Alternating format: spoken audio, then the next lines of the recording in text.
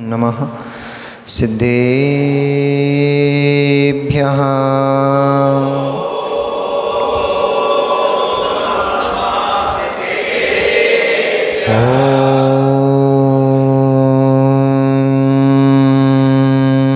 नमः सिद्धेभ्यः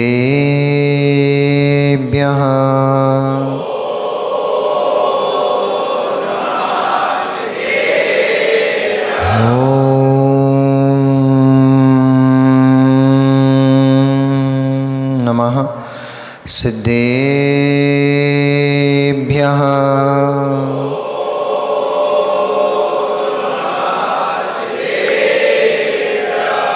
तव सिद्धेन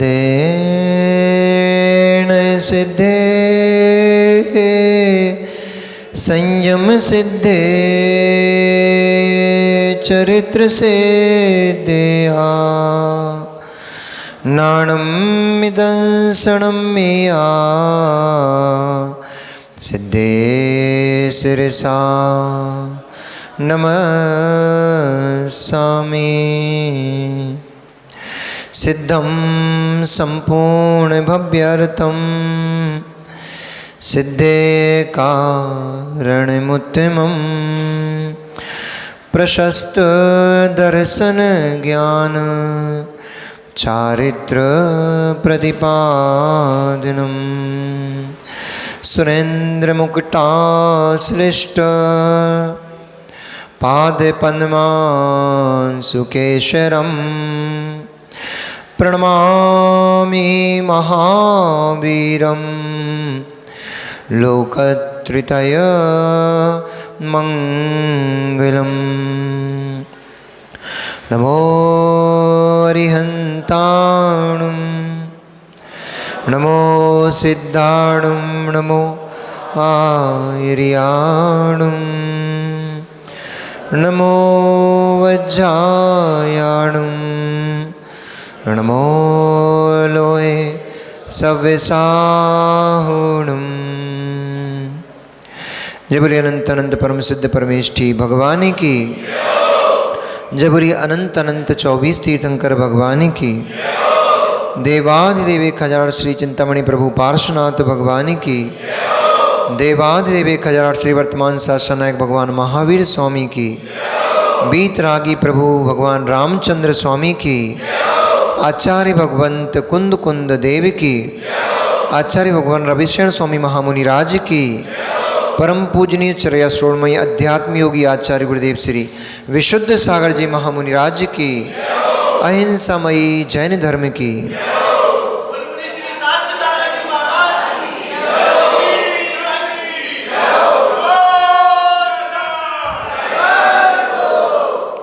मनुष्यों, वर्तमान शासन नायक भगवान वर्धमान स्वामी के शासन काल में हम सभी भव्य जीव यहाँ विराजते हैं।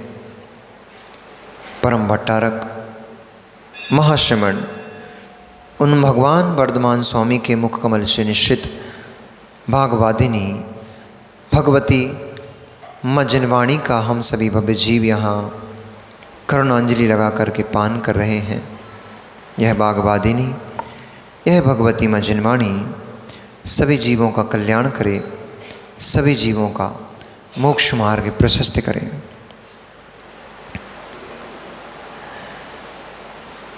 संसार समुद्र में भटकते इस जीव की स्थिति बड़ी विचित्र है। अनंत दर्शन अनंत ज्ञान से युक्त है आत्मा इन जड़ कर्मों का निमित्त पाकर के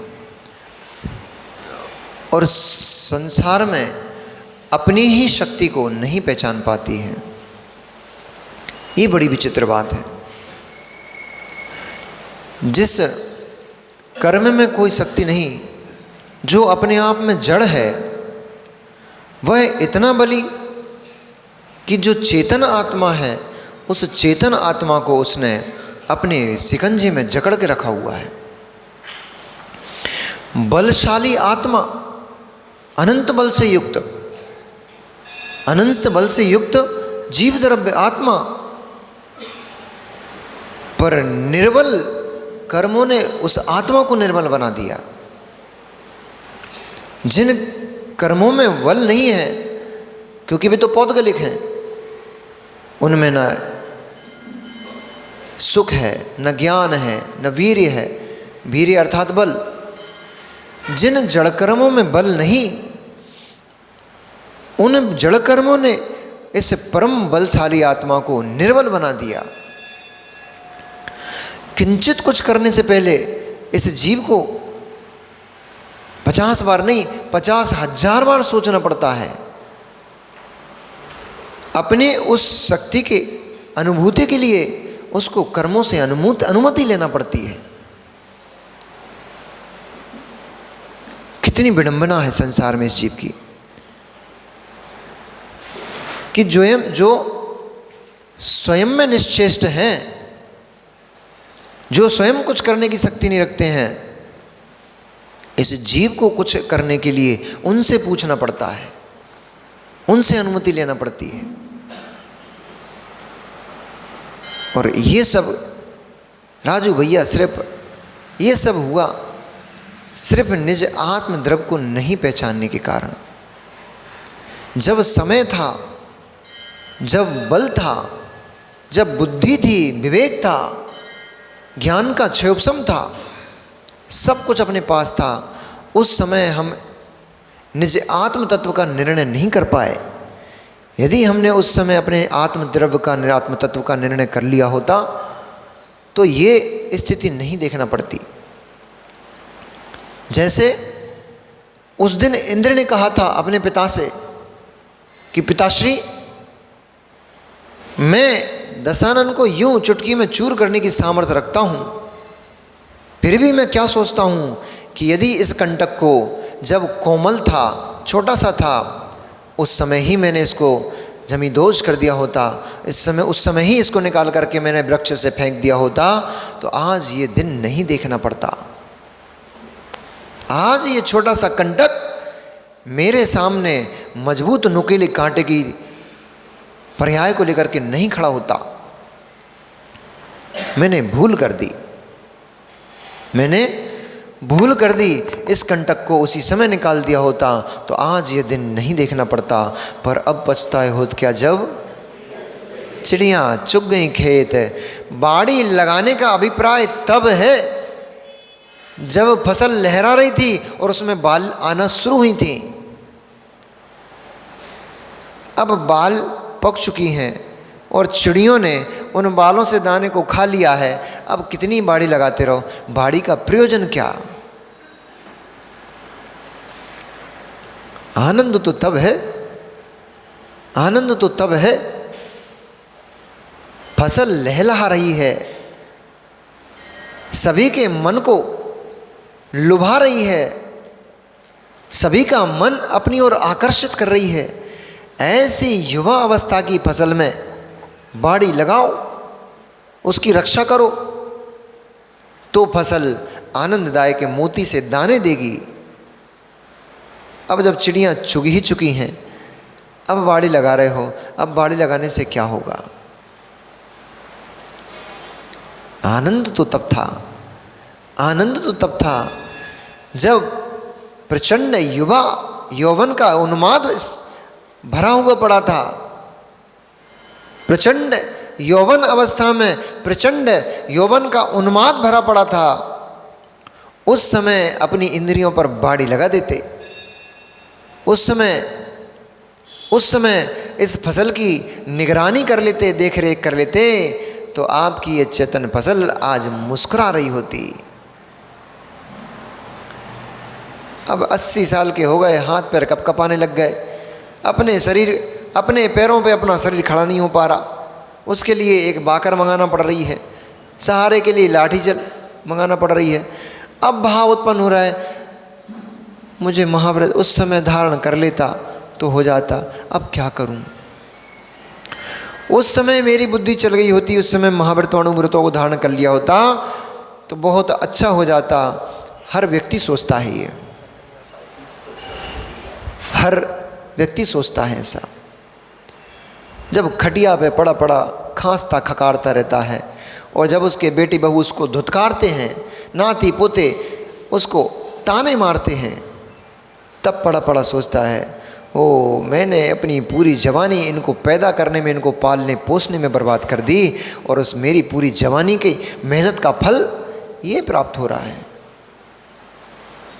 तब रोता है, तब आंसू बहाता है। प्रवीण भैया, वो स्थिति आए उससे पहले ही हाथ में पिछू कमंडल ले लेना, ताकि बेटा और बहू और नाती पोते पड़गाहन करते मिलें।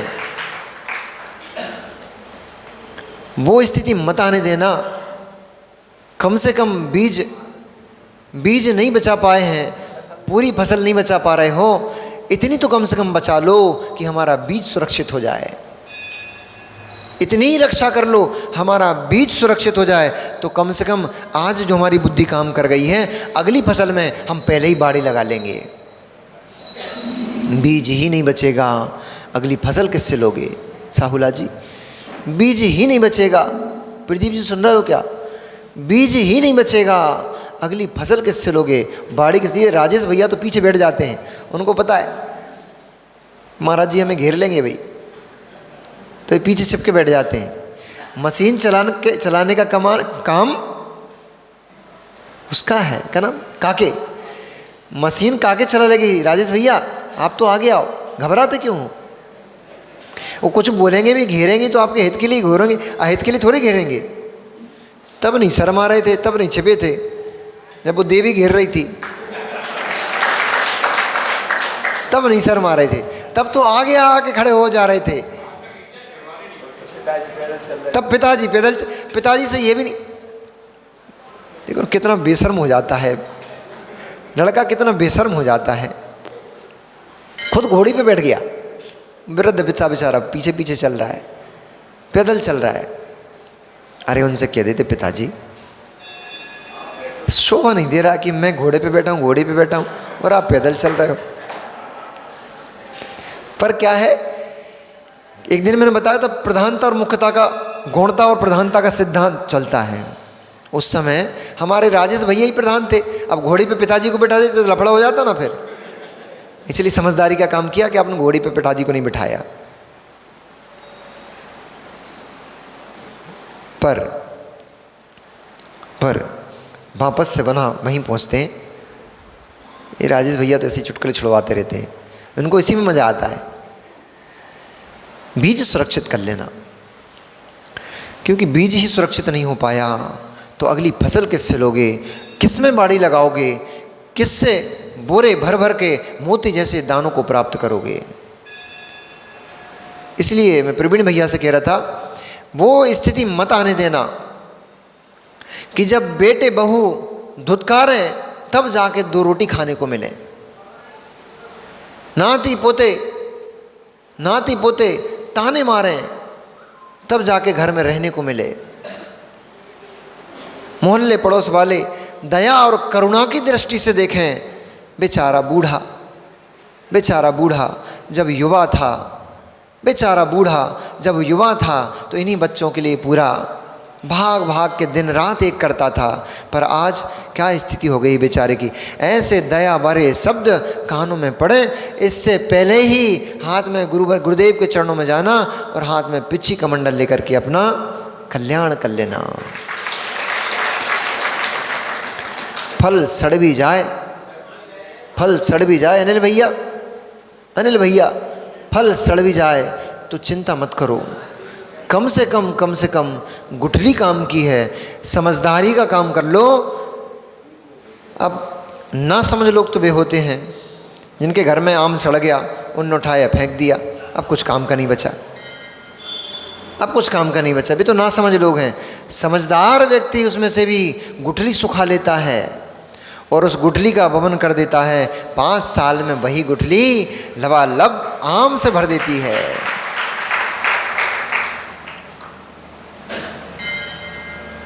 और साहू लाग जी के घर में मोड़ा मोड़ी नाते पोते सब खेल रहे होंगे। अब ये सोच रहे हैं अब क्या करें, जब जवानी का समय था, जब समय था साधना करने का, वो तो हमने भोगों में नष्ट कर दिया, अब क्या करेंगे इस बूढ़े शरीर से। अरे भैया गुठली काम की है, फेंको मत। गुठली काम की है, पर ऐसे लगे बाहर पड़े पड़े गुठली काम नहीं आएगी, उसको ज़मीन में भवन करना पड़ेगा, बोना पड़ेगा, तब उसमें पीका फूटेगा। अब तुम ऊपर गुठली रखे हो हवा में और कह रहे हो जबई तो रखे हैं, जबई तो रखे, जबई रखे रखे थोड़ी काम होगा, रखे रखे वो गुठली और ख़राब हो जाएगी, रखे रखे गुठली भी खराब हो जाएगी, उसमें घुन लग जाएगा, कीड़ा लग जाएगा, फिर कुछ काम की गुठली भी नहीं बचेगी, फिर तो कुछ भी काम का नहीं बचेगा। गुठली है, गुठली का ऊसर भूमि में नहीं, पथरूली भूमि में नहीं, चट्टान में घुसा के जाओगे तो कैसे होगा। उपजाऊ भूमि मिली है तो उपजाऊ भूमि में अपनी गुठली को गड़ा दो, वमन कर दो, उसमें से पीका फूट जाएगा, वृक्ष निकल आएगा। 5 साल में रोहित भैया अच्छे बढ़िया बढ़िया फल देगा। रोहित नहीं, क्या नाम है, रजत भैया, 5 साल में बढ़िया बढ़िया फल देगा, फिर आनंद से उनका रस चूसना, पर गुठली को खपाना पड़ेगा। आप सोचते रहो हाय मेरी गुठली ज़मीन में घुस जाएगी, हाय मेरी गुठली बर्बाद हो जाएगी, नष्ट हो जाएगी। अरे ऐसे सोचते रहोगे वो तो वैसे ही नष्ट हो जाएगी, कीड़े लग जाएंगे, घुन खा जाएगा। इसलिए गुठली का लालच मत करना, लगा देना उसको, ठीक है। किसान तो बैठा है, क्या नाम है उसका, बागपत नहीं, क्या नाम है, दिल्ली के पास बड़ौत, किसान तो बड़ौत में बैठा है।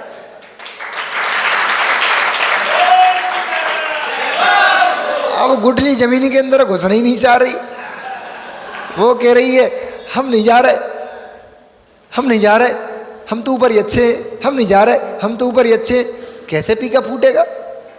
अरे गुठली तो बैठी हुई है, वो किसान तो बैठा है, सब ले ला के बैठा है, और वो गड़ाने भी अच्छे से जानता है, किस जमीन में गड़ाना है, कितनी गहराई पे गड़ाना है, ये भी आता है उनको। बहुत चतुर किसान है। हाँ वो तो ठीक है। अब ऐसा है, अब मत कहो कहा है,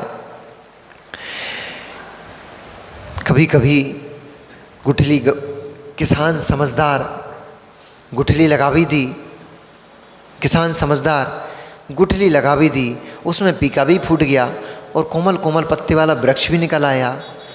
वो फल देने ही वाला था, तभी फल देने ही वाला था, तभी चारित्र मोहिनी कर्म रूपी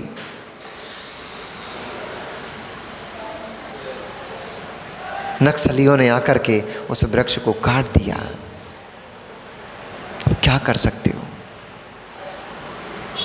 इसमें किसान का भी दोष नहीं है और इसमें वृक्ष का भी दोष नहीं है, गुठली का भी दोष नहीं है। सब अपने अपने स्थान पर सबने काम किया था। गुठली में योग्यता उगने की थी तो उग गई, किसान में बोने की योग्यता थी, उसने बो दिया। बाकी का समय भी कुछ काम करता है।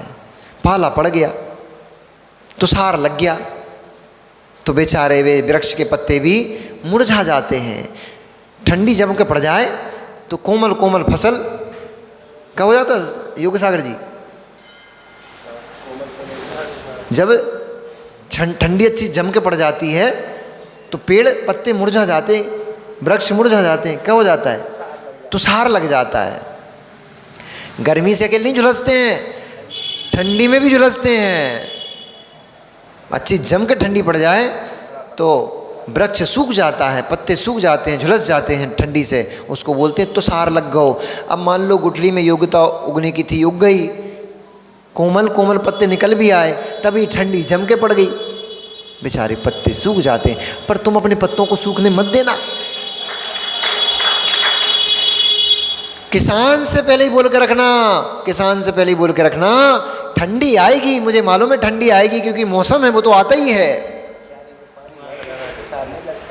तुम क्यारी में थोड़ा सा पानी भर के रख देना ताकि तुषार काम ना कर पाए। कर्मों का उदय तो आएगा, कर्मों का उदय तो आएगा, पर कर्मों का उदय तुम पर हावी ना हो पाए, ऐसा कुछ पहले से ही पुरुषार्थ करके रखना। मतलब महाराज तो बनोगे पक्का, मुंडी हिला रहे ना तो महाराज तो बनेंगे, चलो इतना आश्वासन तो हो गया। जब कर्मों की तीव्रता होती है, जब कर्मों की तीव्रता होती है तब इस जीव के भाव नहीं बन पाते। बेचारा दशानन भगवान जिनेंद्र के सामने बैठा है, ओ कैसा वक्ता सुनाने वाला मिल गया। आपको तो ये पंचम काल में ये केवल इतने छोटे से अल्प ज्ञान को धारण करने वाले, हमारे पास ज्ञान है ही क्या? हमारे पास ज्ञान है ही क्या? थोड़े से शास्त्रों को पढ़ लिया, थोड़ा आचार्य गुरुदेव को सुन लिया, थोड़ा बहुत और मुनिराजों को सुन लिया, कभी कभी शास्त्र स्वाध्याय में सुन लिया, वो थोड़ा सा इकट्ठा करके इतना सा लेकर आए हैं, इतना सा अच्छा उपसम हमारे पास है, इतना सा ज्ञान है। हमारे पास तो बहुत कुछ है भी नहीं। हम जैसा वक्ता आपको सुना रहा है, ये तो क्या बड़ी बात है। अनंत बल केवली भगवान जैसा वक्ता उस दशानन को सुना रहा था। तब भी बैठा बैठा बेचारा क्या सोच रहा है? अपने कर्मों को, अपनी परिणति को दोष दे रहा है कि हो कैसा मैंने। और देख तो लो, पूर्व भव में मुनि थे, रावण पूर्व भव में मुनि महाराज था। नारायण प्रतिनारायण के पद ऐसे नहीं मिलते। उत्कृष्ट चर्या को पालन करने वाला था। बलभद्र, नारायण, प्रतिनारायण, ये जो पद होते हैं, महापुरुषों के पद होते हैं, ये हर किसी को नहीं मिलते। दिगंबर मुनिराज था, उग्र उग्र तप करने वाला था, महीनों महीनों के एकासना उपवास और नीरस आदि बड़े बड़े व्रतों को धारण करता था। ऐसा उग्र तप करते हुए महान पुण्य का धारक वह जीव कभी किसी नारायण प्रतिनारायण के वैभव को देख लिया और निदान कर लिया, ओ मेरी साधना का फल यदि कुछ हो, ऐसा वैभव मिले। क्या मांग लिया? क्या मांग लिया? फसल लगाकर बैठा था गेहूं की, सरबती फसल बो के बैठा था, सरबती गेहूं की। और बेचारा दरिद्री क्या मांग बैठा, मुझे तो बढ़िया सुंदर भूसा चमकता मिल जाए, मुझे तो चमकता सुंदर भूसा मिल जाए, बस यही मैंने यदि कुछ तपस्या की है, मैंने यदि कुछ साधना की है, उसका फल मुझे चमचमाता सरबती गेहूं के भूसा मिल जाए। ऐसा सोच बैठा, उस बेचारे को भूसा मिल गया। जो तपस्या उस जीव को इस देह से मुक्त करा करके मोक्ष में बिठाने वाली थी, उस दरिद्री ने क्या मांग लिया उधर पे बैठ करके? उस साधना का फल नारायण प्रतिनारायण का पद मांग लिया, निदान कर लिया। निदान बंद उसी समय हो गया और होकर के वह नारायण प्रतिनारायण बन गया। मोक्ष जाने वाला जीव, भगवान बनने वाला जीव कहाँ अटक के संसार में अटक गया। इसलिए भैया जिनेंद्र भगवान की भक्ति अरहत चरण सपरया महानुभावा महात्मना मवदत फेका प्रमोद मत्ता कुसुमे ने कैन राजग्रहे। भगवान जिनेंद्र की भक्ति तो मेंढक को देव बना देती है। भगवान जिनेंद्र की भक्ति में मांगना नहीं पड़ता। मांगने वाले तो भिखारी होते हैं, तुक्ष होते हैं, उनको वही मिलता है। मांगने वाले को उतना ही मिलता है, ज़्यादा नहीं मिल पाता। भिखारी आए घर के सामने और आके बोले, भैया बहुत भूखा हूँ, 2 दिन से भोजन ग्रहण नहीं किया है।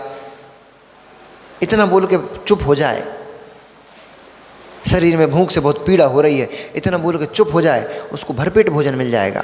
लेकिन क्या बोल बैठा, 1 कटोरी आटा मिल जाएगा क्या? क्या बोल बैठा, 1 कटोरी आटा मिल जाएगा क्या? देने वाला तो पूरा पेट भर भोजन कराने वाला था। अब तूने 1 कटोरी आटा ही मांग लिया है, तो वो भी उतना ही लेके आया। बोला ले भैया 1 कटोरी आटा ले जा। उस दिन बढ़िया घर में कुछ उत्सव था, कोई फंक्शन चल रहा था, अच्छे पकवान बने थे, मिठाइयाँ बनी थी, लड्डू बने थे, पेड़े बने थे, पूड़ी खीर बनी थी। अच्छा उसने भी सोचा चलो अपने घर पे आज उत्सव के दिन कोई भिखारी आया है, इसको भरपेट भोजन कराता हूँ, पुण्य मिलेगा। ऐसा सोच के बैठा था। दरिद्री क्या मांग बैठा, 1 कटोरी आटा मिल जाएगा क्या? तो उनने भी सोचा, जब 1 कटोरी आटा मांग रहा था, ले भैया 1 कटोरी आटा ले जाओ जा। ऐसे ही भगवान जिनेंद्र की भक्ति तो तुम्हें क्या क्या दे सकती है, क्या क्या सामर्थ्य है। भगवान जिनेंद्र की भक्ति अभ्युदय सुख को देती है और परंपरा से उस परम निर्वाण मोक्ष को सुख देती है, मोक्ष सुख को देती है। मांगो मत, मांगो मत। मांगने वाले गरीब हो जाते हैं, दरिद्री हो जाते हैं। मांगो मत, करो। मांगना ही है तो बड़ा मांगो, छोटा मोटा मांग के एक कटोरी आटा क्यों मांगते हो? मांगना ही है, मांगना ही है तो समझदारी से मांगना चाहिए। एक बार एक महात्मा जी ने एक बेचारे गरीब को दरिद्री जानते हुए कहा, बस तू बहुत गरीब है, बहुत दरिद्री है, मुझे तेरी ये दशा देखी नहीं जाती है। मेरे पास एक विद्या है, तू जो मांगेगा मैं उस विद्या से तुझे परिपूर्ण कर दूंगा। तू मांग। क्या मांगता है? उसने क्या मांगू आपसे? आपके दर्शन हो गए, मैं तृप्त हो गया। एक ही मांगना, हाँ, आपके दर्शन हो गए, मैं तृप्त हो गया, मुझे कुछ नहीं चाहिए।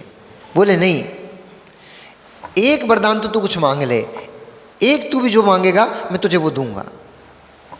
बहुत देर सोचता है, बोले क्या मांगू? सोना चांदी मांगूंगा, भाग्य में अगर नहीं हुआ तो नष्ट हो जाएगा। धन संपत्ति मांगूंगा, बर्बाद हो जाएगी। पत्नी मांगूंगा, पता नहीं कैसी मिल जाएगी, लड़ों मिल गई तो पूरा घर जितना है वो और बर्बाद हो जाएगा। क्या मांगू इससे? बड़ी सोचने विचारने के बाद दिमाग में आया, बोले बाबा जी यदि देना ही चाहते हो तो एक वरदान दे दो। बोले क्या? बोले मुझे ज़्यादा कुछ नहीं चाहिए, बस मैं इतना चाहता हूँ कि मैं अपने जीवन में, अपने आंगन में, अपने विशाल आंगन में अपने नाती पोतों को सोने की कटोरी में चांदी की चम्मच से काजू की खीर खिलाना चाहता हूँ। अपने विशाल भवन के प्रांगण में मैं अपने नाती पोतों को सोने की कटोरी में चांदी की चम्मच से काजू की खीर खाते हुए देखना चाहता हूँ। अपने हाथों से उनको काजू की खीर खिलाना चाहता हूँ। अब बताओ क्या बचा? क्या बचा?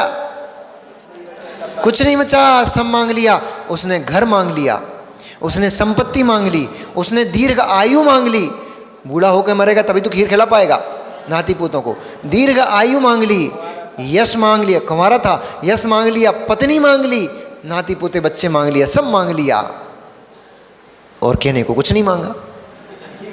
कितना उदार चित्त, कुछ भी नहीं मांगा पर सब मांग लिया। अरे मित्रों, कम से कम औकात तो देख लिया करो। जिसके पास मांगने जा रहे हो वो क्या देने की औकात रखता है, क्या देने की हैसियत रखता है, और तुम क्या मांग रहे हो। भगवान हमारी बिटिया की शादी हो जाए, भगवान हमारे घर में सुख समृद्धि हो जाए, हमारा ये केस फंसा पड़ा है ये केस सॉल्व हो जाए। अरे मांगना ही है तो ऐसा मांगो, दुख खो कमक खो बोही लाहो सुगई गमनम समाही मरणम जिन गुण संपत्ति। अब जब तुमने लास्ट में जिन गुण संपत्ति मांग ली, जिनेंद्र भगवान से बड़ी संपत्ति किसी के पास होती है क्या? मूर्खों की तरह मांगते हो, मूर्खों की तरह मांगते हो। महाराज जो हो जाए भगवान, जो हो जाए भगवान, जो हो जाए, कच्चू नहीं हो जाए। जिन गुण संपत्ति हो तो मध्यम, हे प्रभु आपके गुण रूपी संपत्ति की मुझे प्राप्ति हो जाए और कुछ भी नहीं चाहिए। ये समझदार ने मांगा, उसने जिन गुण संपत्ति मांगी, अपने आप सौधर्म ऐसे, सौधर्म इंद्र जैसे देव आकर के उस जिन गुण संपत्ति के सामने नतमस्तक होते हैं। अब तुम्हें क्या चाहिए? समोषण जैसा वैभव मिलता है, और क्या चाहिए? 64 चवड़ डुलते हैं। राजाओं पे तो 3 छत्र, 1 छत्र और 3 चवड़ डुलते, 2 चवड़ डुलते हैं। भगवान जिनेंद्र के ऊपर 64 चवड़ डुलते हैं, और क्या चाहिए? 3 छत्र ऊपर लगते हैं, और क्या चाहिए? 12 सभाएं सजती हैं, और तुम्हें क्या चाहिए? 7 भूमियों के ऊपर 8वीं भूमि में समोषण सभा लगती है, और तुम्हें क्या चाहिए? मांगना तो ऐसा मांगो। ये हमारे अखिलेश भाई मांगते हैं, कविता सुनाएंगे भगवान के सामने जा जाके और मांगेंगे चुल्लू भर। अरे अपनी कविता में ये डालो, कुछ नहीं चाहिए हमें, बस जैसे आप हो गए हो ऐसे बना लो बस।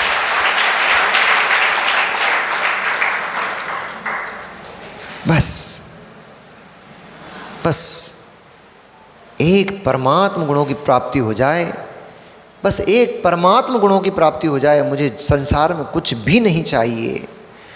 सब समा गया, 64 रिद्धियां समा गई उसके अंदर। उनसे बड़ा जगत में क्या मिलेगा?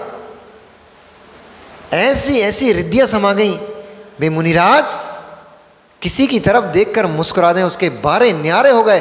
दरिद्री अरबपति खरबपति हो जाता है, राजा बन जाता है। वे मुनिराज ऐसी ऐसी रिद्धियां होती हैं मां। मुनिराज का मल रिद्धि हो जाता है, औषधि हो जाता है रिद्धि के प्रभाव से। मुनिराज का मूत्र रिद्धि के प्रभाव से औषधि हो जाता है। मुनिराज का थूक कफ रिद्धि के प्रभाव से औषधि हो जाता है। मल से स्पर्शित वायु रोगी के तन को छू जाए, स्पर्श कर जाए, उसका रोग क्षण मात्र में ठीक हो जाता है। ऐसी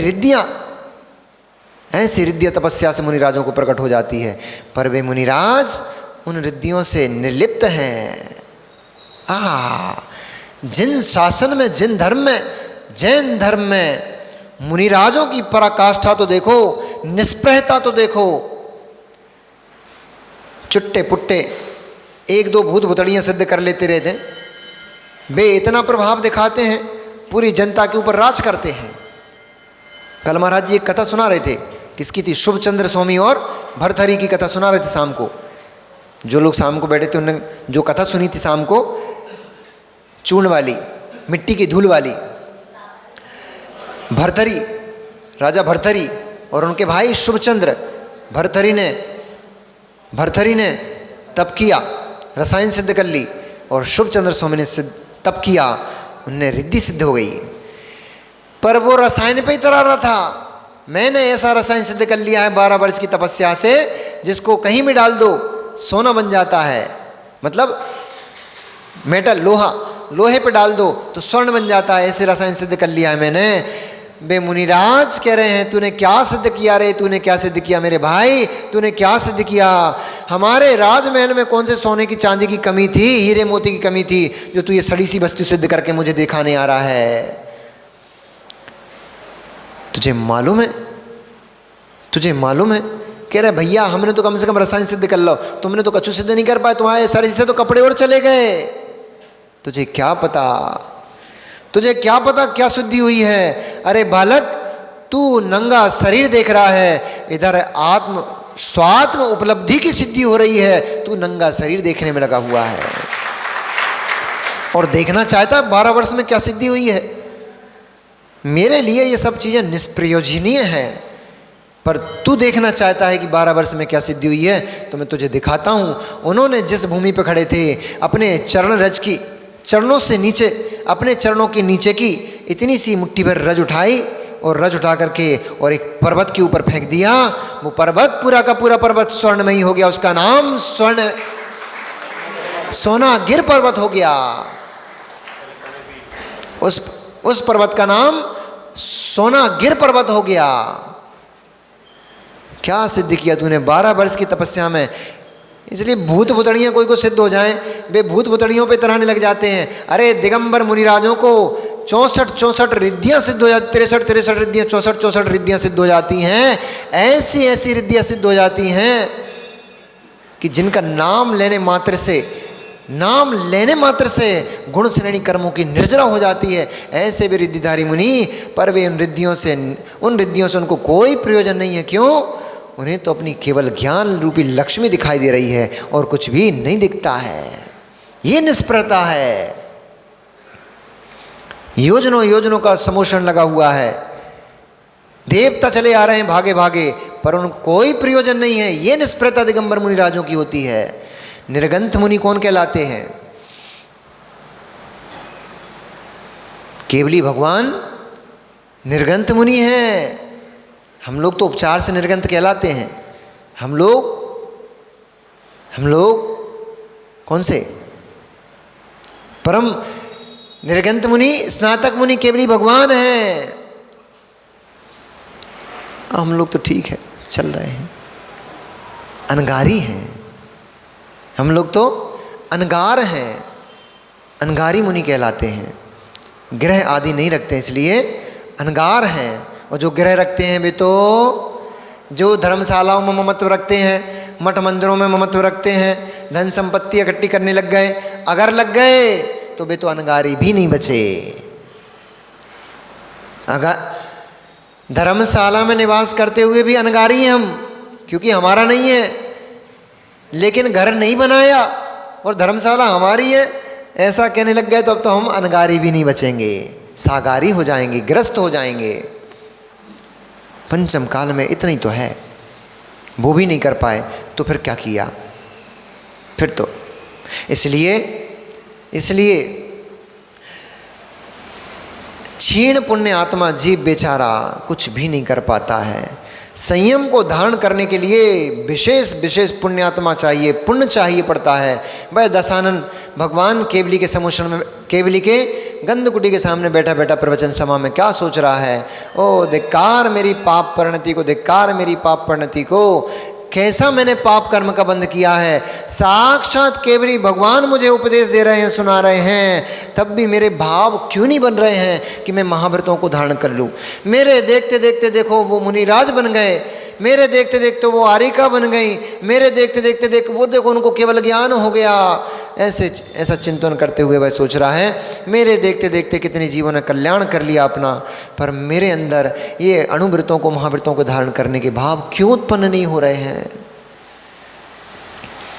बड़े बड़े योद्धाओं को इन भुजाओं ने सपाट कर दिया है, पर फिर भी इन छोटे से व्रतों को लेने में मेरी भुजाएं क्यों कांप रही हैं।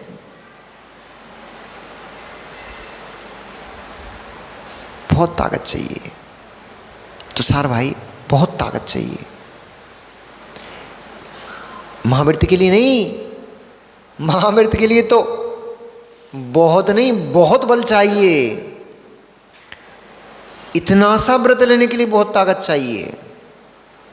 एक शराबी को शराब की बोतल छोड़ने के लिए, एक शराबी को शराब की बोतल छोड़ने के लिए एड़ी चोटी का जोर लग जाता है, तरबतर हो जाता पसीने से, शराब नहीं छूट पाती। इतनी सी वस्तु छोड़ने के लिए वो खड़सड़ा हुआ, वो खाते हो ना तुम लोग, रगड़ रगड़ के कई लोग खाते हैं। और अपने आप को जो कहा कि गोलू, अपने आप को बड़े शान से, गुरु गुटखा खाता है क्या, जर्दा खाता है क्या? अच्छा, अब छोड़ दिया। तो वो सड़ी सी वस्तु जिसको गधा भी नहीं सूंघता है, उसको छोड़ने के लिए जो लोग खाने लग जाएं, जिनको लत लग जाए, भीख मांगते हैं बेचारे, भीख मांगते। सेठों के बेटे रोड पे खड़े होकर भीख मांगते हैं। खाए पुड़िया है का? कितनी दयनीय दशा है, कितनी दयनीय दशा है। सड़ी सड़ाई पत्तियों को भीख में मांग रहे हो, काहे पुड़िया है का? लाज नहीं आती, शर्म नहीं आती? बिल्कुल ही नहीं आती, बिल्कुल भी शर्म नहीं आती। कितने निर्लज्ज जीव हो गए हैं कि सेठों के बेटे होकर के दरिद्रियों से गुटके की पुड़िया मांगते हुए लज्जा नहीं खा रहे हो। कितने निर्लज्ज हो गए हो। अब थोड़ी बहुत बची हो तो आज ही फेंक देना पुड़िया, वो कायसर कर लेना कि आज से जर्दा नहीं खाएंगे, तम्बाकू नहीं खाएंगे, गुटके तम्बाकू नहीं खाएंगे, बीड़ी सिगरेट नहीं पिएंगे। अरे हमने तो यहाँ तक देखा, वो बेचारे बीड़ी पीने वाले इतने भिखमंगे हो जाते हैं, बीड़ी का ठूंठ ठूंठ अद्धी एक बार पी के रख ली, कान में फंसा ली उसको, एक बार पी ली, बुझा ली, कान में फंसा ली। फिर दूसरा आया, उसने बोला का बीड़ी है का? अद्धी है। हाँ वही तो दे दो। हे भगवान, वो झूठी बीड़ी को भी मांग रहा है, वो ठूठ को भी मांग रहा है। इतनी भी लज्जा शर्म नहीं बची। अब वो ठूठ पी हुई बीड़ी आधी बची, उसको भी मांग रहा है। कितनी दयनीय दशा हो गई है। भगवान आत्मा बीड़ी का ठूठ मांग रहा है, भगवान आत्मा बीड़ी का ठूठ मांग रहा है। कितनी दयनीय दशा हो गई है। बेचारा कर्मों ने कैसा घेर लिया है। कर्मों ने कैसा घेर लिया, भगवान आत्मा बड़ी का ठूठ मांग रहा है। मेरी आंखों में तो आंसू आ गए भैया। बड़ी दयनीय स्थिति जीव की है, बड़ी दयनीय स्थिति जीव की है। अपने बाहुबल से जिन्होंने इंद्र जैसे महायोद्धा को क्षण मात्र में अपना बंदी बना लिया हो, एक इतना सा व्रत लेने के लिए थर-थर कांप रहा है, हाथ कांप रहा है उसके, सोच रहा है क्या नियम लूं, ये नियम ले लूं क्या, अरे ये पालन नहीं हो पाया तो। जैसे आप सोचते हो ना, रात्रि भोजन त्याग कर दे रहे हैं, अरे यार कहीं शादी में जाना पड़ गया तो, कहीं किसी बच्चे की पार्टी में जाना पड़ गया तो कितने तो लगा कर रख लिए, ऊपर पंखा घूम रहा है, उसकी हवा लेते समय बटन चटकारते समय तो नहीं लगाते, गिर गया तो, गिर गया तो, उस पर तो नहीं लगाते, उस पर पूरा भरोसा है, नट बोल्ट से कसा है, तब भी उस पर भरोसा है, वो नहीं गिरेगा। परिणामों पर भरोसा क्यों नहीं है? हम इतने उत्कृष्ट नट बोल्ट से कस देंगे, परिणामों को नहीं गिरने देंगे। क्यों भरोसा नहीं करते हो परिणामों के ऊपर? जैसे पंखे पे भरोसा करते हो, जैसी गाड़ी पे भरोसा करते हो, दो पहिए की गाड़ी चलाते हो, वो फर्राट 80-100 की स्पीड में लेके चले जाते हो, डर नहीं लगता गिर गई तो, फिसल गई तो, हाथ पैर टूट गए तो? तब तो नहीं लगा, उस पर भरोसा है नहीं गिरेगी। बारिश में दौड़ लगा देते हो, तब तो नहीं लगाते, फिसल गए तो? बारिश में दौड़ लगा लोगे, पानी पड़ाएगा उसमें दौड़ लगा तो चले जाओगे, वहां तो नहीं लगाते। संयम को लेने में तुरंत तो घुस जाता है, तो नहीं पाल पाए तो, कोई दिन नहीं आ पाए समय पर भोजन करने तो, अरे एक दिन नहीं कर पाओगे तो भूखे थोड़ी मर जाओगे, एक दिन नहीं खा पाओगे, शरीर में इतना बल रहता है, इतना तो अंदर में पेट में मल पड़ा ही रहता है, 1-2 दिन का कार्यक्रम चल जाता है, चल जाएगा। संयम में तो घुस जाता है, उसको मत घुसने दो।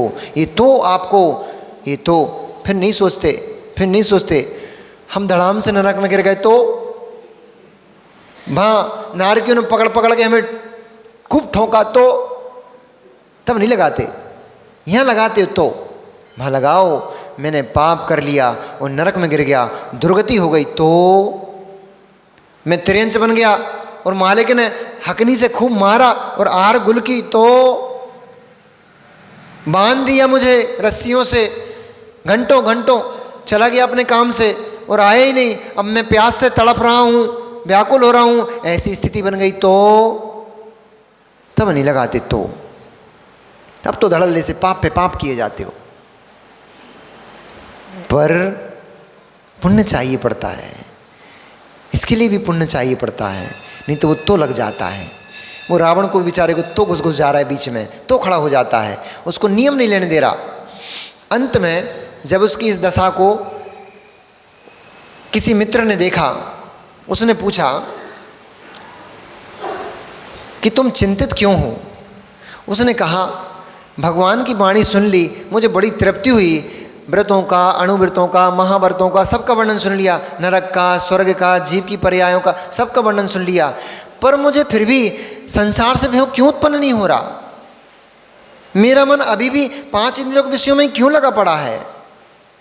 मैं इनसे, मेरे देखते देखते देखो कितने लोगों ने संयम ले लिया, नियम ले लिया, किसी ने महाव्रत ले लिया, किसी ने अणुव्रत ले लिया, मेरे भाव क्यों नहीं बन रहे हैं? मुझे एक नियम लेने में भी घबराहट क्यों हो रही है? अंत में ऊहापोह की स्थिति चलते चलते उसके दिमाग में आया, भगवान की वाणी सुन करके जा रहा हूँ, कुछ ना कुछ तो नियम लेना ही चाहिए, व्यर्थ में खाली खाली पीली नहीं आना चाहिए। तो उसने क्या सोचा, ऐसा नियम कर लेता हूँ कि जो मुझे स्त्री नहीं चाहेगी मैं उसको नहीं भोगूंगा, इसमें कुछ नहीं है, क्योंकि मैं त्रिखंड अधिपति हूँ और जगत की सारी स्त्रियाँ 18,000 16,000 होती शायद, 16,000 स्त्रियाँ कितनी होती हैं?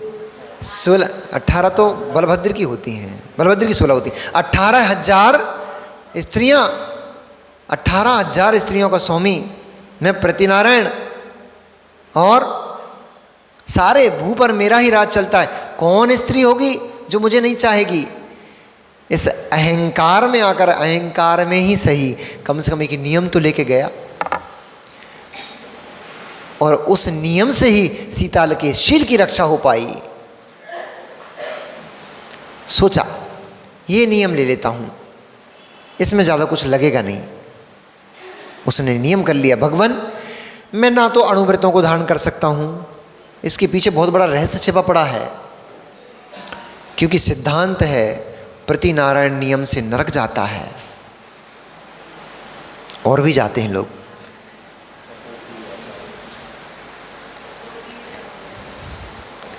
और भी लोग जाते हैं, परंतु चक्रवर्ती नियम से नरक नहीं जाता।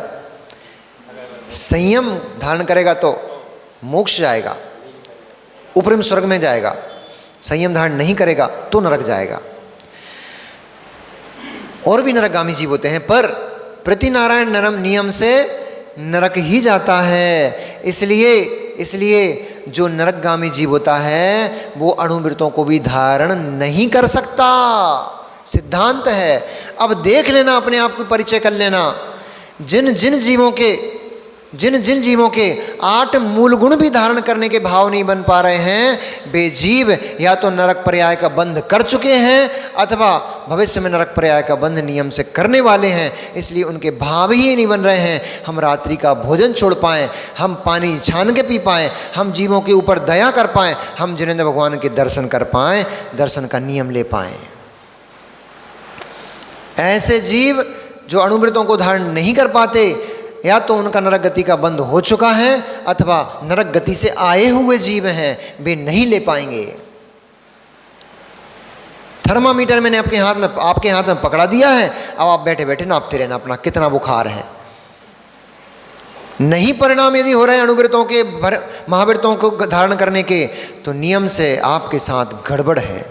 एक परीक्षा और कर लेना, पूर्ण भावों से युक्त होकर के, दिगंबर मुनिराज के दाता के 7 गुणों से युक्त होकर के और नवदा भक्ति करके, कंडीशन अप्लाई, नवदा भक्ति करके दाता के 7 गुणों से युक्त होकर के मुनिराज, दिगंबर मुनिराज के अंजलि में ग्रास रख पा रहे हो। ग्रास से मतलब रोटी अकेले ग्रास मत समझ लेना, सब्जी दे पाओ वो भी ग्रास ही है, फल दे पाओ वो भी ग्रास ही है। दिगंबर मुनिराज की अंजलि पे यदि ग्रास रख पा रहे हो, निर्णय कर लेना, लिख के रख लेना, अभी मेरा नरक आयु का, त्रियंच आयु का बंध नहीं हुआ है। और जैन कुल में उत्पन्न होने पर भी यदि तुम्हारे दिगंबर मुनिराज को अंजलि पर ग्रास रखने के, उनकी वैयावृत्ति के भाव नहीं बन पा रहे हैं, तो ये निश्चय कर लेना, या तो मैं नरक गति से आया हूं या फिर मेरा नरक गति का बंध हो चुका है, अब मैं जीवन में कभी नहीं रख पाऊंगा। और तीसरा थर्मामीटर एक और पकड़ाता हूं, उत्कृष्ट भावों से भर करके सम्मेद शिखर की एक एक टोंक की भक्ति अर्चना कर लेना, वंदना कर लेना। कर पाए तो अभी तुम्हारी नरक गति त्रियंच गति का बंध नहीं हुआ है, नहीं कर पाए तो त्रियंच गति नरक गति का बंध हो गया है, या फिर वहां से आए हो, वंदना नहीं कर पाओगे। आज भी सम्मेद शिखर जी सिद्ध क्षेत्र का ये महात्म्य है, ये चमत्कार है। जिस जीव ने नरक गति का बंध कर लिया वो पहाड़ पे कदम नहीं रख सकता है। आज भी ये सम्मेद शिखर जी का महात्म्य है। कर लेना अपनी परीक्षा। 3 थर्मामीटर हमने आपको पकड़ा दिए हैं।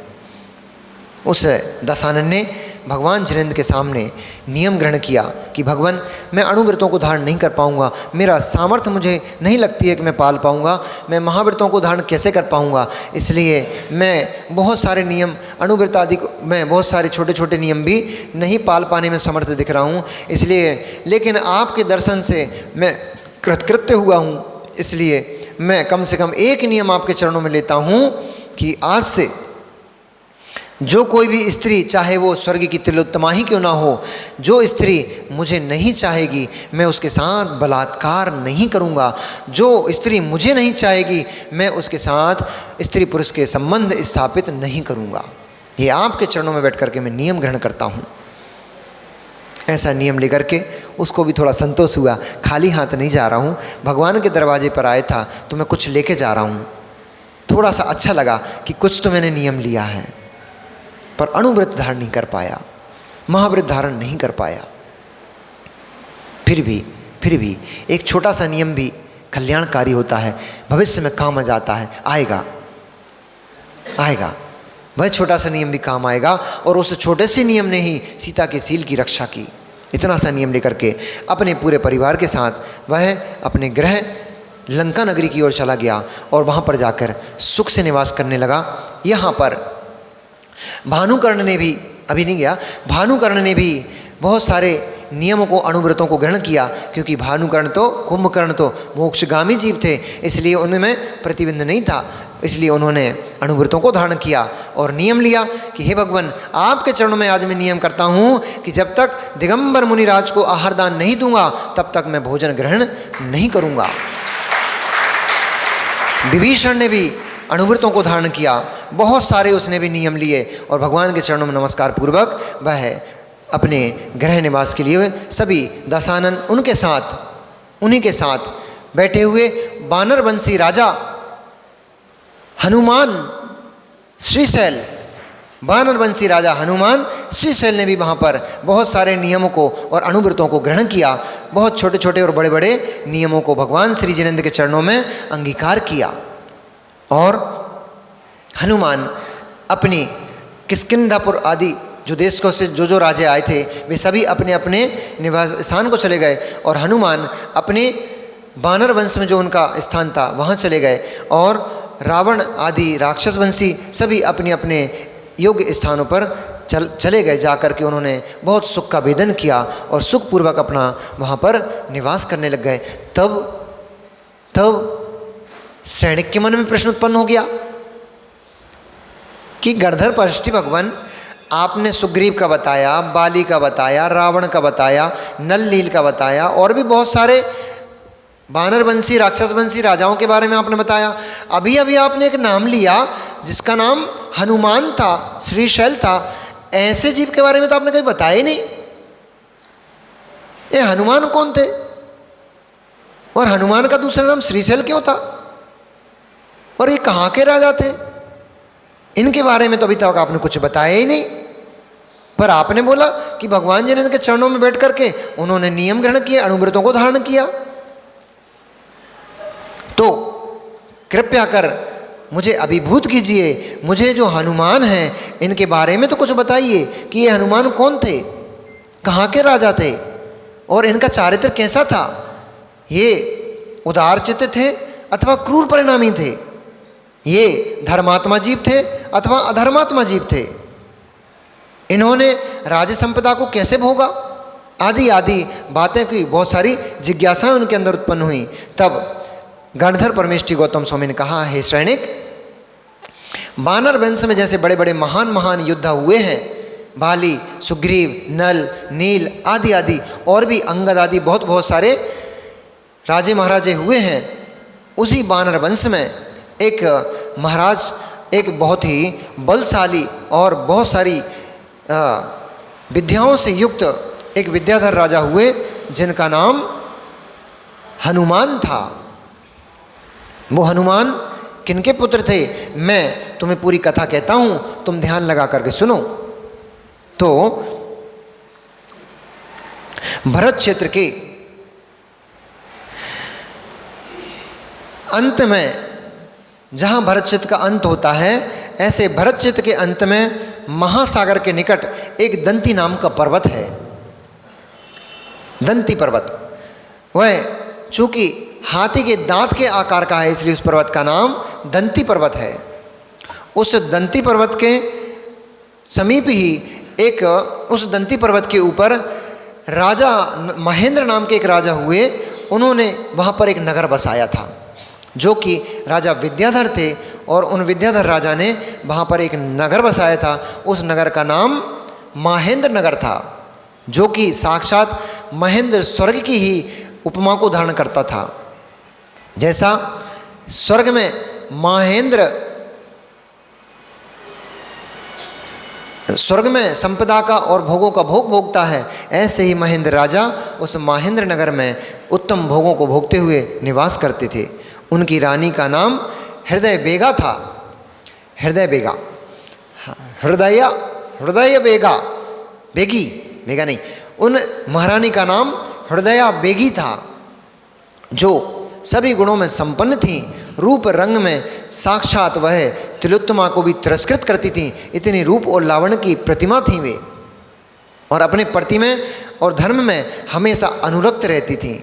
ऐसी उन धर्मात्मा महेंद्र और हृदय बेगी नाम की रानी के 100 पुत्र क्रम क्रम से उत्पन्न हुए, और अंत में एक पुत्री उत्पन्न हुई जिस पुत्री का नाम अंजनी था।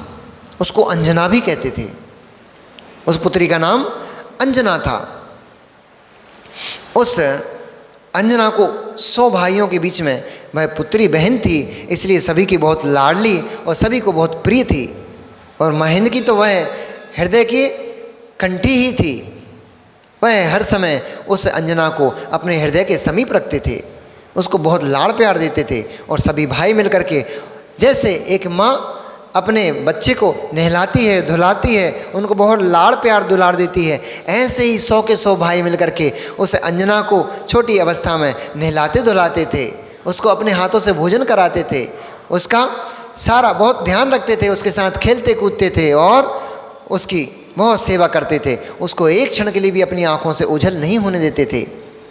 एक क्षण के लिए भी भाई अंजना यदि उन भाइयों से दूर चली जाती थी, जुदा हो जाती थी, तो वे सारे के सारे भाई अत्यंत उत्कंठा से भर जाते थे और उसको देखने के लिए तुरंत छटपटाने लगते थे। जैसे पानी के बिना मछली छटपटाने लगती है, ऐसे वे भाई भी काके छटपटाने लगते थे।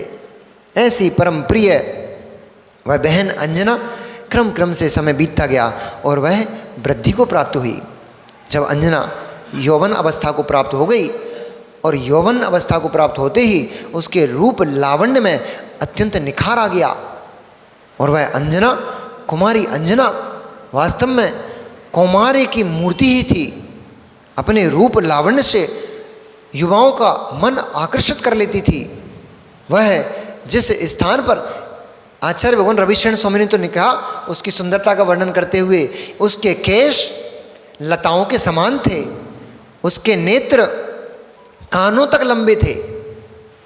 अब उपमा अलंकार है, क्योंकि बड़े नेत्रों वाली स्त्रियां, उनका मुख सौंदर्य से भर जाता है, जिनके ललाट चौड़ा होता है, जिनके नेत्र बड़े बड़े होते हैं, ऐसी स्त्रियां उनका मुख आकर्षक होता है। इसलिए कहा कि उसके नेत्र कानों तक थे, और उसकी चाल जैसे साक्षात हंसनी चलती है, ऐसे ही हंसनी हंसगामिनी ऐसी उसकी चाल थी।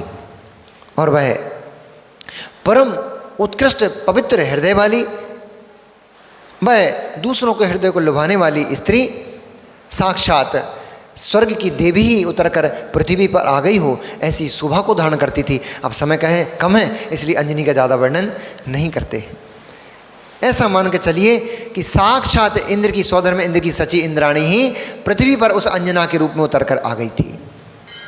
ऐसे उस अंजना का रूप और लावण्य देख करके, उसकी युवा अवस्था को देख करके महेंद्र पिता को चिंता हुई कि हमारी पुत्री यौवन अवस्था को प्राप्त हो गई है, और अधिक समय तक युवती को यानी कि यौवन पुत्री को गर्भ में रखना उचित नहीं होता।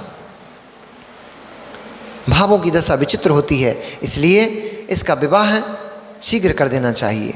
तब उन्होंने अपने सारे मंत्रियों को बुलाया, अपने पत्नियों को बैठा करके और अपने भाई आदि सभी के साथ बैठ करके उन्होंने मंत्रणा की कि हमारी जो अंजना है ये अब यौवन अवस्था को प्राप्त हो चुकी है, हमें इसके योग्य वर देखना चाहिए।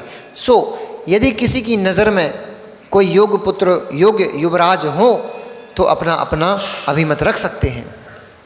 तब प्रथम अमर सागर नाम के मंत्री, जो उनके बहुत खास थे, उन्होंने सबसे प्रथम अपना मंतव्य रखा। उन्होंने कहा, हे महेंद्र, हे राजन, इस पृथ्वी पर जिसने इंद्र को भी जीत लिया है, ऐसा सुबट राजा दशानन है। हमारी पुत्री हमें दशानन को देना चाहिए। क्यों? क्योंकि वह नीति निपुण है, बलशाली है और धर्मात्मा पुरुष है, उदार चित्त है, सभी गुणों से संपन्न है। और इस भू पर ना तो कोई ऐसा विद्याधर राजा बचा और ना कोई ऐसा भू पर भूमि गोचरी राजा बचा जिसको उसने अपने अधीनस्थ ना किया हो, इसलिए हमें अपनी पुत्री उसी को ही देना चाहिए। तभी ताराधरायण नाम के दूसरे मंत्री ने अपना मंतव्य रखते हुए कहा, राजन, यद्यपि हमारे अमर सागर जी मंत्री बहुत ठीक कह रहे हैं, हमारी अंजना के लिए दशानन परम उत्कृष्ट वर है, परंतु अब रावण की उम्र अधिक हो चुकी है। बल में, पौरुष में और दिखने में भले ही वो युवा दिखता हो, लावण्य में युवाओं की तरह उसकी कांति हो, परंतु फिर भी उम्र की अपेक्षा से वह अब उम्र दराज हो चुका है। इसलिए उसको पुत्र आदि पुत्री ना दे करके हमें अपनी पुत्री को उसके ही पुत्र मेघनाद अथवा इंद्रजीत को देना चाहिए। इससे हमारा मतलब भी सिद्ध हो जाएगा। आप रावण के समधी बन जाएंगे, इसलिए वो आपका आदर करेगा और आपको उसकी आज्ञा में जीना नहीं पड़ेगा, क्योंकि आप समधी बन जाएंगे तो आपका सम्मान करेगा, बहुमान करेगा, बराबर से आपका स्थान देगा वो। तब तीसरे संदेह पारग नामक मंत्री ने कहा कि महाराज, बात तो हमारे मंत्री जी ने सही कही है, परंतु इसमें व्यवधान है। बोले, क्या व्यवधान है? इसमें व्यवधान ये है, यदि हमने इंद्रजीत को पुत्री दी तो मेघनाद रुष्ट हो जाएगा, वो तांडव मचा देगा, और मेघनाद को दे दी तो इंद्रजीत गुस्सा हो जाएगा, क्रोध में आकर वो क्या कर डालेगा पता नहीं। इसलिए इसमें बड़ा संदेह है, ना हम मेघनाद को रुष्ट कर सकते, ना ही हम इंद्रजीत को रुष्ट कर सकते। और साथ में दूसरी समस्या एक और भी है कि मेघनाद और इंद्रजीत दोनों में से किसी के साथ भी हम यदि अपनी अंजना का विवाह करते हैं तो रावण को ज़्यादा फर्क नहीं पड़ेगा, वो आपको ज़्यादा सम्मान नहीं देगा, क्योंकि समधी तो उसके बहुत सारे रहेंगे और भी समधी रहेंगे, तो आपको उचित स्थान नहीं मिल पाएगा। इसलिए मेरा मंतव्य है कि रावण से ऐसा करके मेघनाद से अथवा इंद्रजीत से अथवा दशानन से किसी से भी बैर पड़ सकता है। इसलिए बैर मूल न लेते हुए हमें आदित्यपुर नगर के राजा प्रहलाद हैं, आदित्यपुर नगर के राजा प्रहलाद हैं, उनकी रानी केतुमती हैं, और उन राजा प्रहलाद और रानी केतुमती के एक पुत्र है जिसका नाम पवनंजय है। वो पवनंजय सभी गुणों में संपूर्ण पारंगत है। वह पवनंजय रूप से साक्षात देवों को भी तिरस्कृत करता है, विद्या बल से युक्त है और ज्ञान का धारी है, उत्तम चारित्र को पालन करने वाला है, धर्मात्मा है और अपने हृदय में सभी जीवों के प्रति वात्सल्य भाव धारण करता है। इसलिए वह सभी गुणों से युक्त है और साथ ही साथ दशानन के सामर्थ्य को ढकने वाला है, यानी कि दशानन के जैसा बल का धारी है। इसलिए वह सभी गुणों में हमें युक्त प्रतीत होता है और इससे हमारा दशानन से शत्रुता भी नहीं होगी। इसलिए हमें अपनी अंजना का विवाह पवनंजय से करना चाहिए। सभी की मंत्रणा को सुनकर और राजा महेंद्र ने भी सोचा ये उत्तम वर हमारी पुत्री के लिए होगा, क्योंकि ये सर्वगुण संपन्न है। इसलिए उन्होंने निर्णय किया कि हम अपनी पुत्री का विवाह पवनंजय से कर देंगे। लेकिन अब प्रहलाद को ये विकल्प था, महेंद्र को ये विकल्प था कि प्रहलाद से जाकर कहे कैसे। पुत्र का पिता आकर पुत्री का हाथ मांगे तो उचित प्रतीत होता है, पुत्री का पिता जाकर सीधा बोले हमारी पुत्री का बेहाल हो तो उचित नहीं लगता है। कैसे हो, थोड़ी ऊहापोह चलती रही, थोड़ा समय व्यतीत हो गया, तभी अष्टानिका महापर्व आ गया। नियोग है, बैठ जाता है, अष्टान का महापर्व आ गया और दोनों ही धर्मात्मा राजा अपने पूरे परिवार और पूरी दलबल के साथ वे अष्टान का महापर्व की पूजन करने के लिए कैलाश पर्वत पर जो 72 जिनालय भरत चक्रवर्ती ने विराजमान किए थे, उन 72 जिनालयों की वंदना करने और अष्टानिका पर्व में वहाँ की महापूजन करने के लिए दोनों ही राजा वहाँ पहुँच गए। और अपनी अपनी पूजन आदि की क्रियाओं को करके वहाँ बहुत उत्सव से उन्होंने पूजन किया, भगवान की अर्चना की, वंदना करके और राजा प्रहलाद मंदिर के बाहर एक चट्टान के ऊपर, शिला के ऊपर बैठ करके कुछ चिंतन करने लग गए। वो भी सोच रहे थे पवनंजय अब युवा हो गया है, इसके लिए कोई उचित योग्य कन्या ढूंढना चाहिए मुझे, ऐसा चिंतन चल रहा था उनके अंदर। और वो अपने मंत्री से चर्चा ही कर रहे थे कि मंत्री जी हमें अब पवनंजय के लिए कोई उचित कन्या का, विवाह हेतु कन्या को ढूंढना चाहिए। तभी वहाँ सर कौन, महेंद्र राजा चले आ रहे थे। उन्होंने देखा, मंत्री से पूछा ये श्रेष्ठ पुरुष जो दिखाई दे रहे हैं ये कौन है? तब मंत्री ने कहा महाराज जिनकी हम चर्चा कर रहे थे, पवनंजय के पिता यही राजा प्रहलाद हैं। अरे उसके अंदर रोमांच उत्पन्न हो गया, भगवान आपकी लीला अपरंपार है, आपके द्वार पर आकर मेरा काम अपने आप बन गया। यही तो भगवान जिनेन्द्र की भक्ति का महात्म्य है, बिना मांगे बिना कुछ कहे अपने आप काम बन जाते हैं। वे प्रहलाद और वे महेंद्र राजा दोनों वहाँ भेंट हो गई। दोनों ने एक दूसरे को अपने गले लगाया, एक दूसरे को प्रेम वात्सल्य से देखा और कहा कि आपके दर्शन को पाकर के हम बहुत अभिभूत हुए। और बात कैसे छिड़े?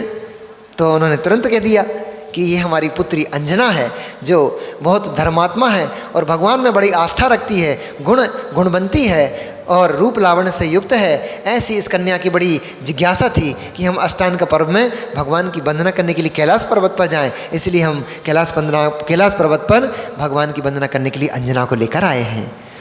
उन्होंने भी कहा ये हमारा पुत्र पवनंजय है और ये भी बहुत धर्मात्मा है, बलशाली है, सभी राजाओं का सिरमौर बना हुआ है और युद्ध नीति में कौशल है, ज्ञान नीति में कुशल है, इसलिए सभी गुणों से संपन्न ये हमारा पुत्र पवनंजय है।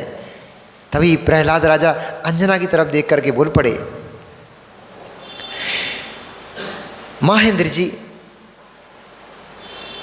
मुझे अपने बेटे पवनंजय की बड़ी चिंता है, ये युवा हो गया है, मुझे लगता है अब मुझे इसका विवाह करना चाहिए। तभी उन्होंने कहा कि हम भी ऐसा ही कुछ सोचते हैं, हमारी अंजना भी बड़ी हो गई है। ऐसे धीरे धीरे बातचीत छिड़ गई और दोनों के बीच में अंजना ने पवन को देख लिया, पवन ने अंजना को देख लिया, दोनों ने एक दूसरे को देख लिया, वहाँ संबंध पक्का हो गया। और पक्का संबंध होने पर बातचीत हो गई। अब आगे की कार्यक्रम होता, तभी आगे के कार्यक्रम आगे होता, तभी वो अपने अपने बातचीत करके और आमंत्रण देके कि आप हमारे नगर पधारिए, वहाँ बड़े उत्सव से अपन इन बच्चों के विवाह करेंगे, संपन्न करेंगे। उन्होंने निमंत्रण दिया, निमंत्रण दे करके वो चले गए। और जब वहाँ वो चले गए, अब यहाँ तो ज्योतिषी ने कहा कि राजन अभी तो निमित्त नहीं है, 3 दिन बाद निमित्त बनेगा विवाह का, इसलिए अभी के अभी तो सब विवाह नहीं हो सकता। उनका मंतव्य था यहीं के यहीं दोनों का विवाह कर देते हैं। तब ज्योतिषी ने मुहूर्त निकाल कर कहा कि अभी योग्य समय नहीं है, इसलिए इनका विवाह 3 दिन बाद हो पाएगा। सो वो राजा महेंद्र अपने निवास स्थान चले गए और राजा प्रहलाद अपने पुत्र को लेकर के अपने निवास स्थान पर चले गए। तब अब तो हालत खराब, अंजना का रूप जो देख लिया, अंजना के गुणों का वर्णन जो सुन लिया, अंजना कैसी है सब कुछ जान लिया। अब तो पंजन 3 दिन कहाँ कटते हैं, अब तो भैया जिनके ब्याह हो गए हैं उनसे मिलो। ओ इतने तो घड़ी में बहुत हो गए, अब चलो भैया जिनके बंधन बंध गए हैं उनसे मिलो। कि दूसरे दिन बारात जाना थी, उसके 1 दिन पहले की क्या छटपटाहट थी भैया। तो सार ब्याह होगा ना, तो जिस दिन बारात लेके जा रहे थे उस दिन 1 दिन पहले की क्या हालत थी भाई, अब कैसे बताएं, शर्म आ रही है। तो अभी 1 दिन पहले ये छटपटाहट थी, उसको तो 3 दिन थे, 3 दिन कैसे निकलेंगे, 3000 वर्ष लगने लग गए इसी क्षण से। जैसे ही अंजना उधर गई है, उसका वियोग हुआ है, वैसे ही उसके मन में तो अब एकदम उदासता छा गई। अब तो कुछ भी नहीं रुच रहा है, कुछ भी अच्छा नहीं लग रहा है। और ऐसा जैसे पवनंजय जैसे ही अपने भवन में पहुँचे, बस अब तो छटपटाहट शुरू। और पूरे समय हर समय आँखों के नीचे अंजना ही अंजना नजर आ रही है। बे पवनंजय 10 प्रकार के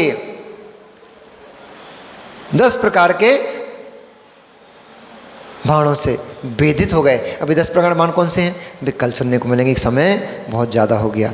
वे पवनंजय उस अंजना की याद में डूब गए और डूबते ही उन्होंने अपने मित्र से कहा, कल्प कहेंगे, नमो वरिहंताणम, नमो सिद्धाणम, नमो आयरियाणम, नमो वज्जायाणम, नमो वैसभिसाहुणम।